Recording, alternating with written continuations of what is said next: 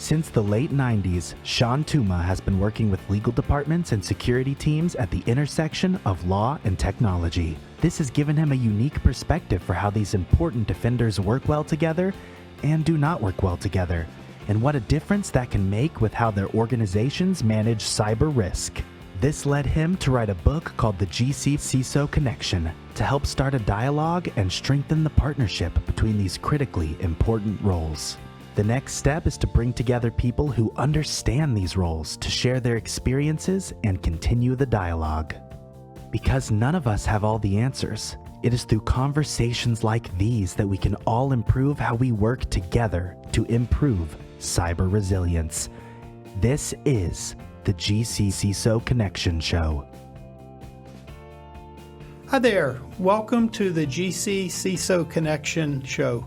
My name is Shawn Tuma, and I'm your host. Today we have two industry leaders on here with us to talk about their insights and perspectives on how the legal team and the security team can collaborate and work together. So I have Erin Stewart, who is General Counsel and Chief of Staff of Pinnacle Group, and Jonathan Merrill, who is Senior Director of Information Technology of Pinnacle Group. So, Erin, can you start by giving the listeners just a little background on your experience, how you became General Counsel, what you've done before, and then what you do today? Sure. So I started my career right out of law school in litigation at a firm in New York City. And when I moved to Texas and got married to my husband, who's also a litigator, I decided to switch my practice to be more in-house and more on the business side. So I got into transactional contracting and IP work, and I always had an interest in technology, and I was the youngest attorney in the office I was at UNT System, and kind of got very interested in some of the technology pieces. When I went to Pinnacle, I actually got hired to be general counsel for a software company we owned at that time. And I was focused on the contracting and licensing part, but also on some of the security pieces, helping them with their SOC 2 audit, helping answer customer questions, and making sure that we were doing what we needed to do. I was also counsel for that company at the time GDPR came in. So we went through the entire gamut of, is it happening? Is it not happening? Certainty, uncertainty, certainty again. So kind of have that perspective. And then after being with Pinnacle for about 2 years in that more localized role, I became the general counsel and have been there for nearly 13 years. Wow, that's great. Thank you. Jonathan, let's get your background, your path to where you are today and what you're doing at Pinnacle. I started 30 years ago. Been a while. I started as low man on the totem pole at Citibank, working in IT support, and just through hard work and perseveration, scaled the ranks. Went into the network team, started getting to server administration, and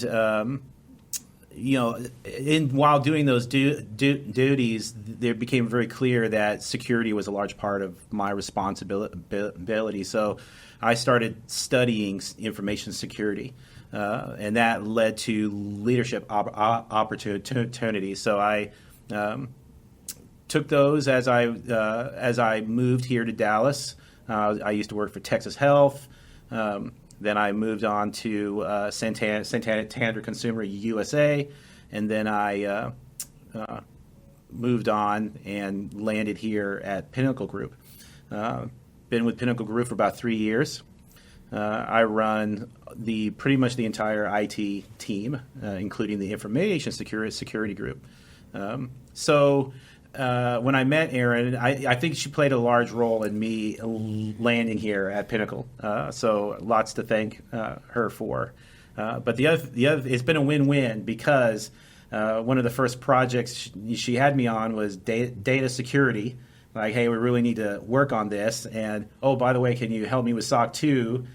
So she's like steadily sending me stuff that I clearly think that she didn't really want to manage herself. So I was happy to take that from her off her hands, and it's our relationship is that kind of set a tone for how we've been over the past 3 years.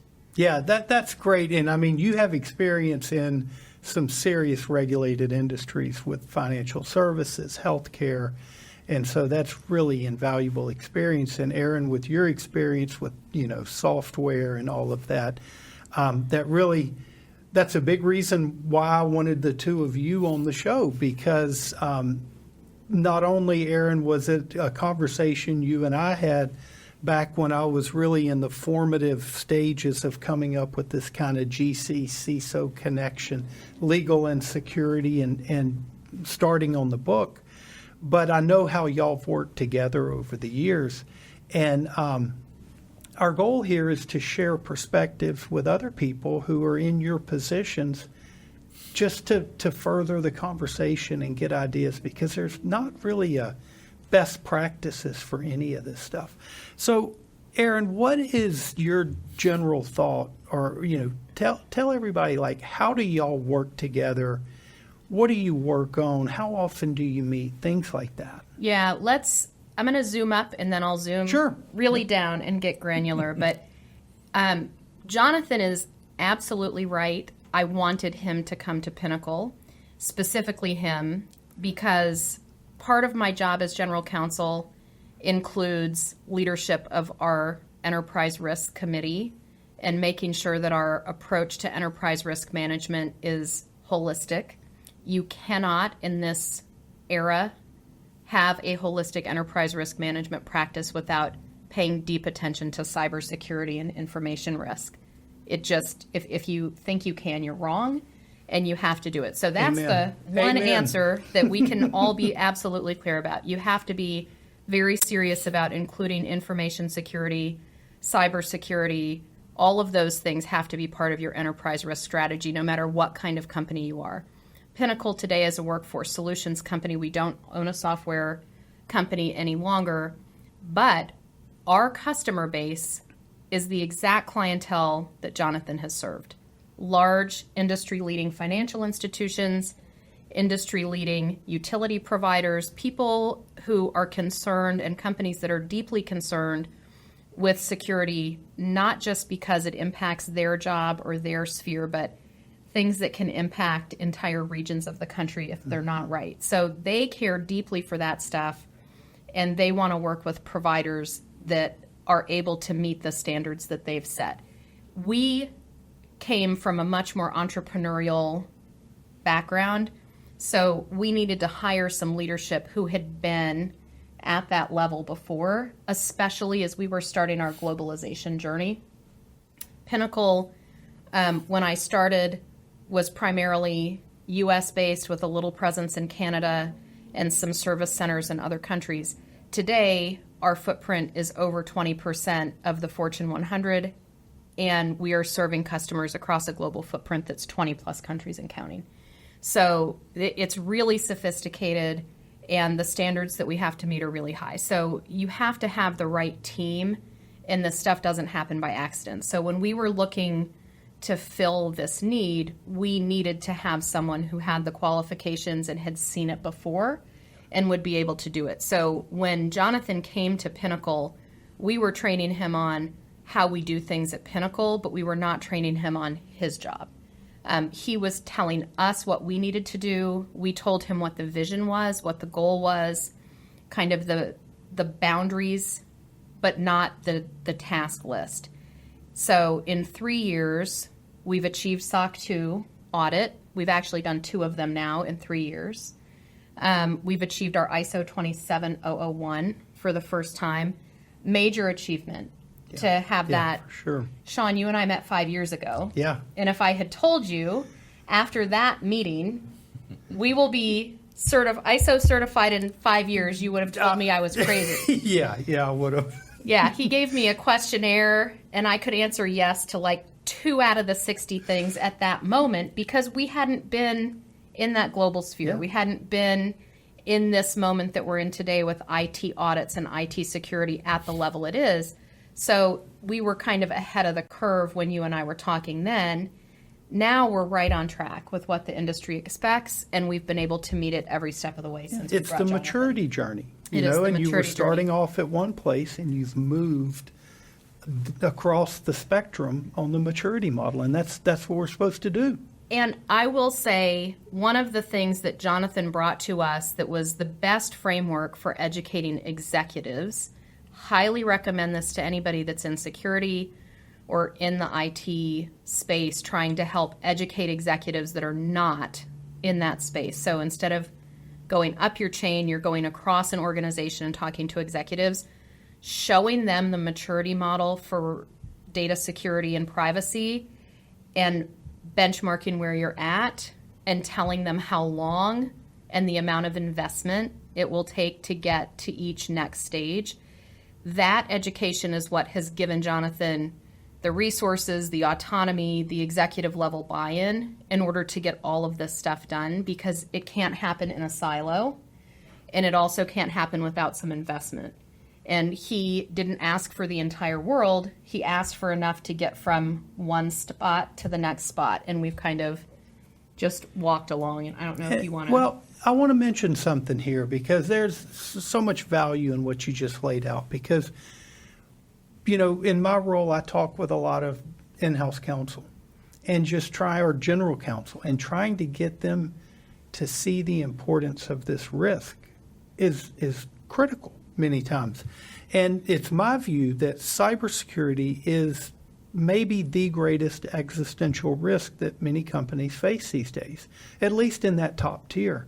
And they don't appreciate it, and they don't know it, and they don't recognize it. And then the next step on that is the person who's in charge of cybersecurity.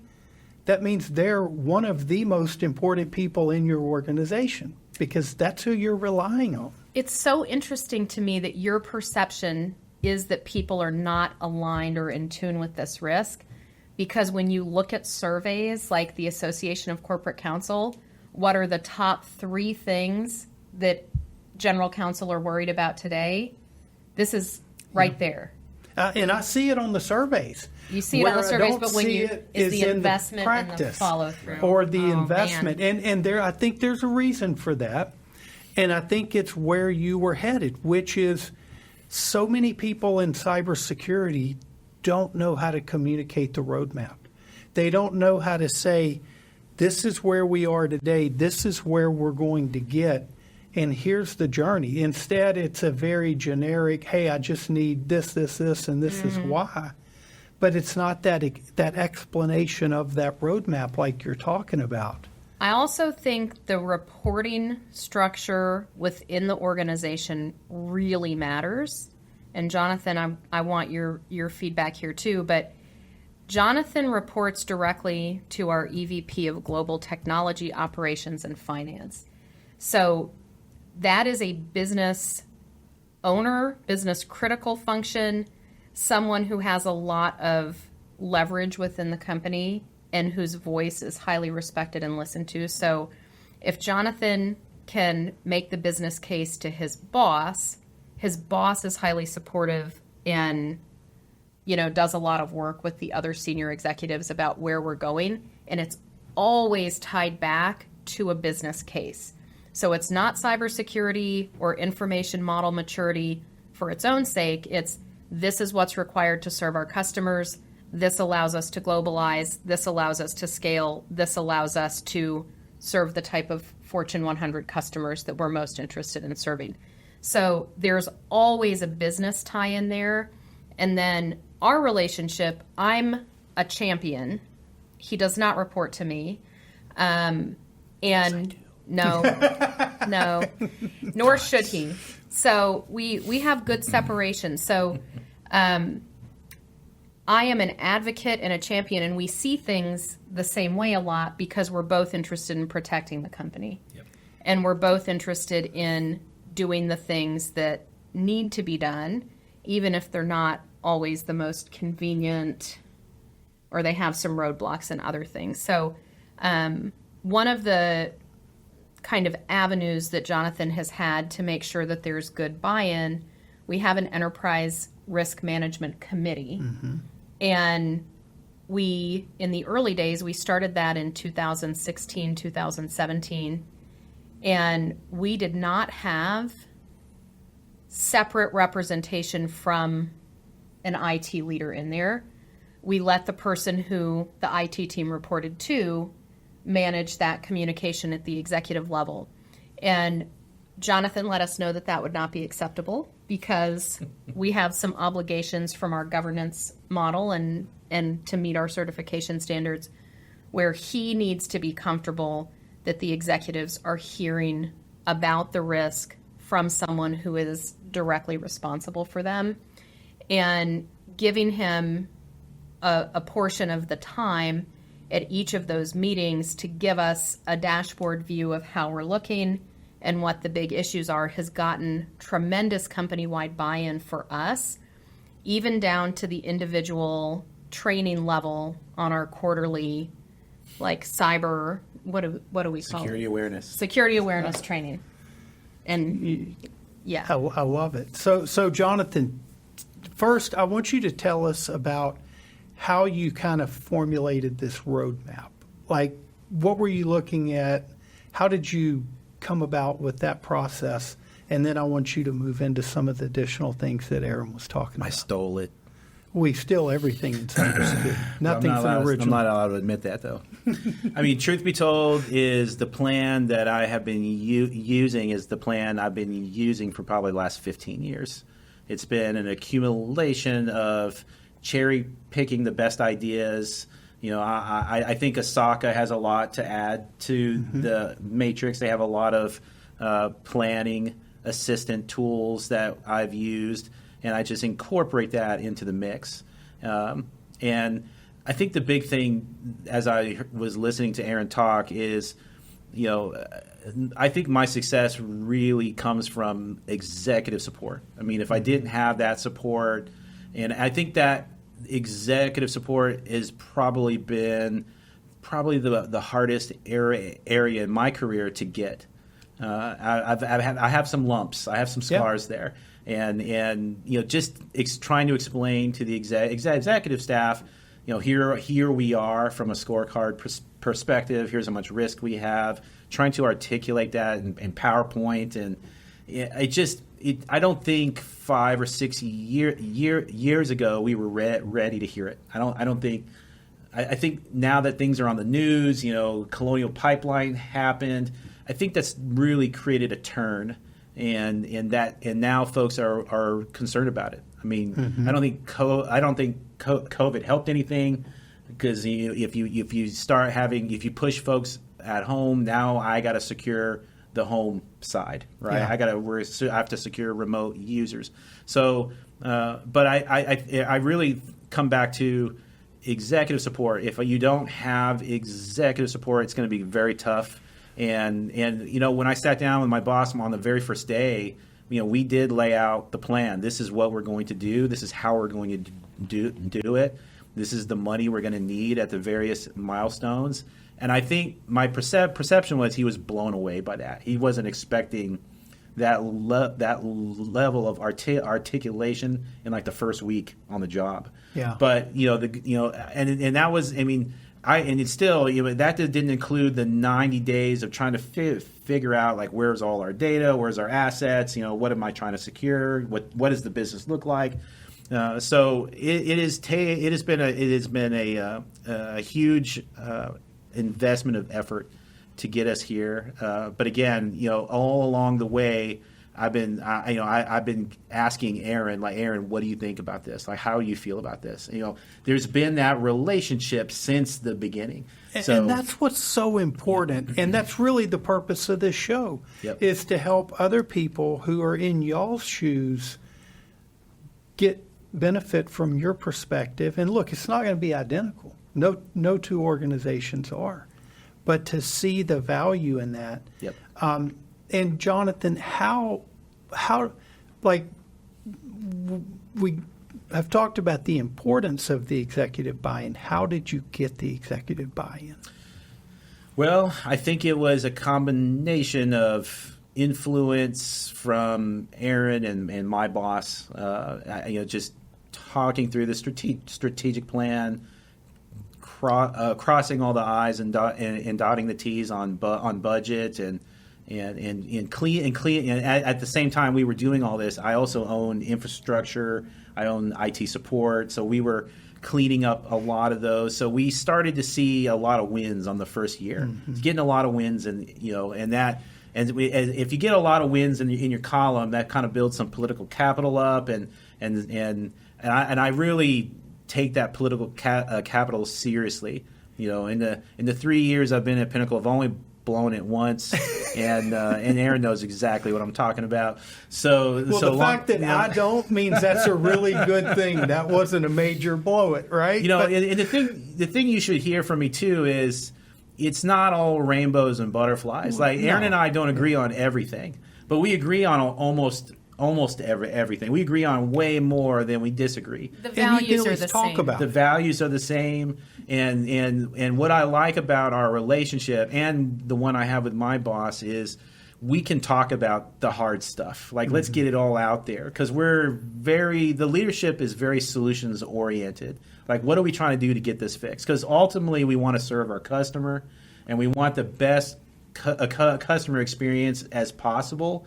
But how do we do that in the most secure way, and at the same time have this perception of a white glove experience? Yeah.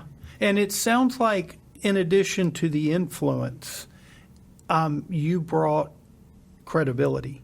You came with a roadmap, some specifics, and you had the objectives clearly defined, and you were able to tie budget to it, which I think, from where I sit, carries a lot of credibility with executives.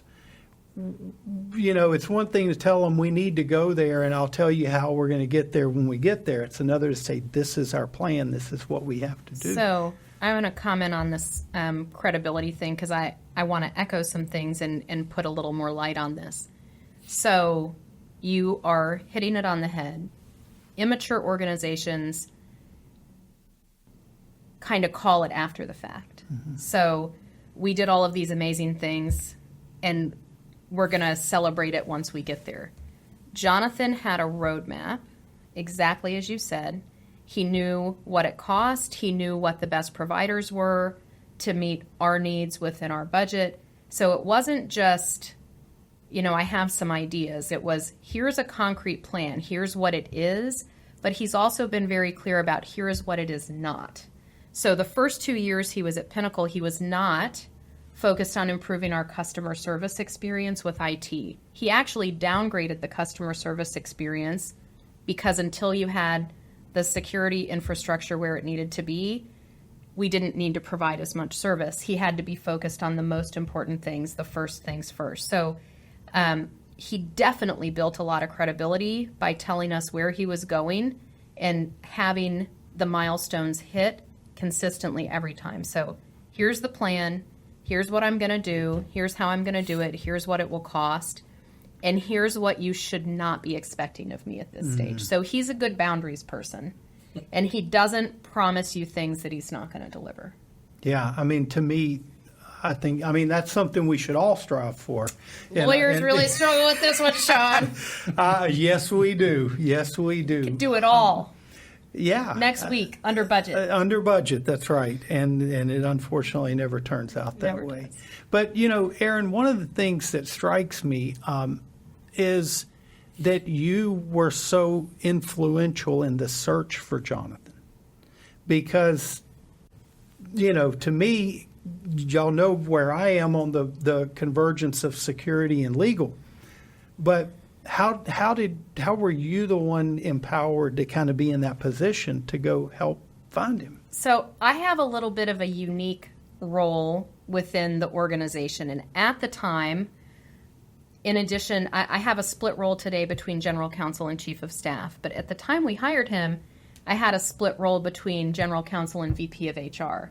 So if there was a high-level search that I felt very strategically oriented toward, I would personally get involved in that search. And this position in particular, I was deeply committed to for a couple reasons. One, we needed to free some time for another executive that had been leading that function.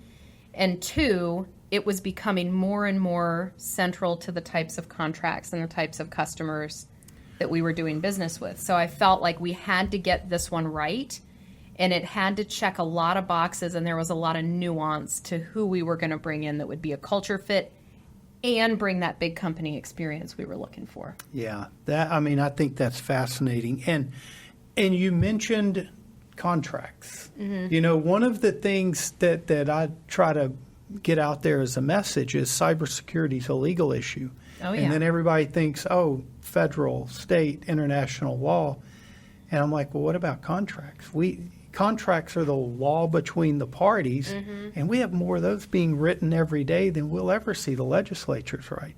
How is Jonathan or anybody on his team involved in, like, if you're negotiating a MSA with a cybersecurity addendum, are y'all working together on that? We are, but we don't need to as much right now as we did when he first came. So when he first came, we were having to do everything kind of novel. This is a new thing. Let's look at it. Let's discuss.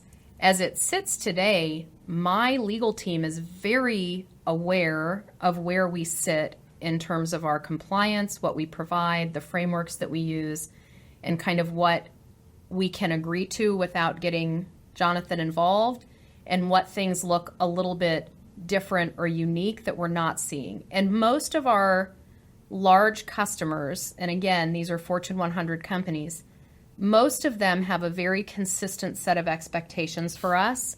So it's easy to look at them and map them against what we do, especially with ISO. And Jonathan's been on the path of complying with ISO before we were certified. So we've been in that cycle basically since the beginning. Day one.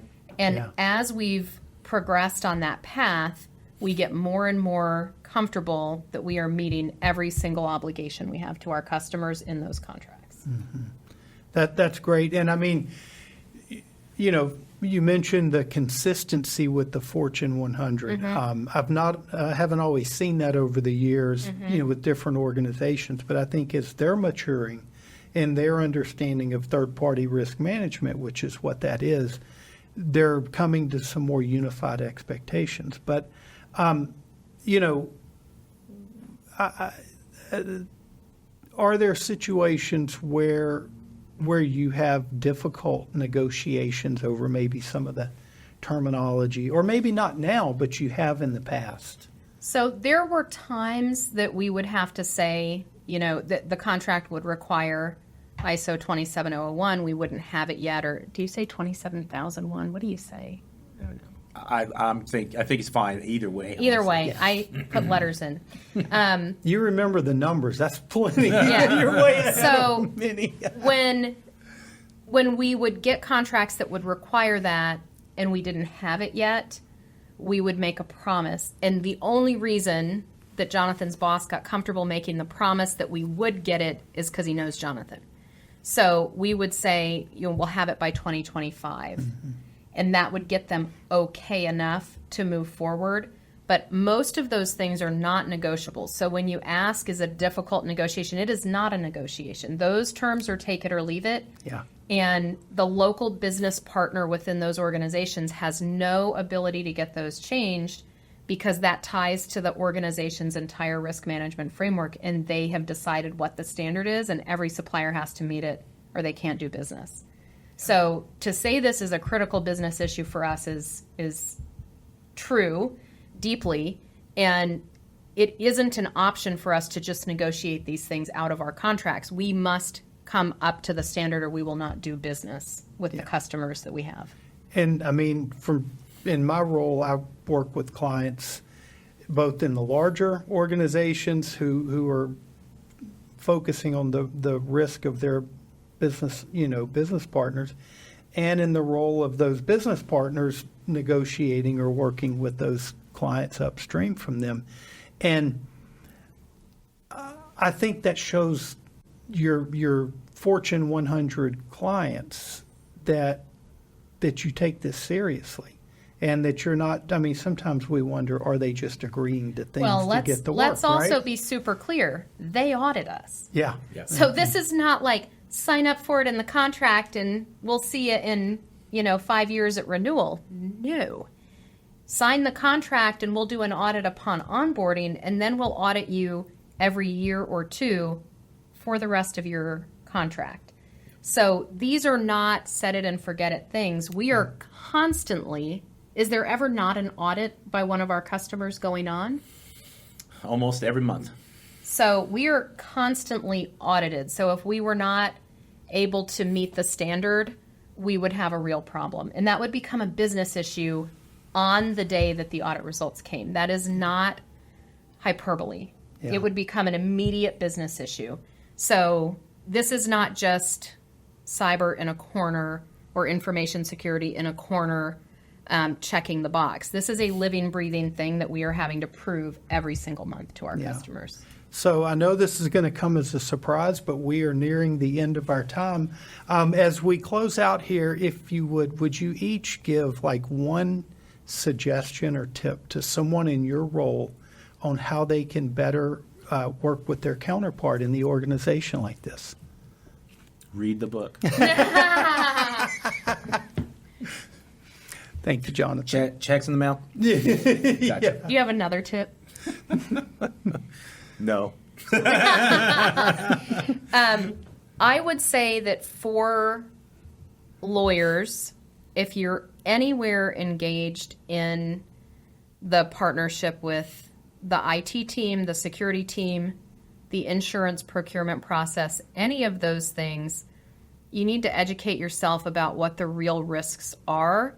And one of the best ways to do that is to hear from other attorneys who have gone through really, really tough crisis moments where they've been subject to ransomware or they've been subject to a breach or some kind of data privacy event, and understand how difficult that was for the company to recover from reputationally, financially, how disruptive it was internally, how disruptive it was to their customers. Educate yourself on some of those really hard horror stories, and then get really serious about doing your part to make sure that doesn't happen at your organization.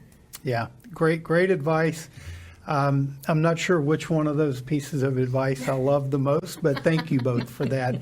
And thank you for joining us here and sharing your perspectives on this. I know we could talk about this for hours, and maybe we'll be able to get you back over here again. But really appreciate you joining us. And thank you all for listening and being a part of this. And join us again for our next episode.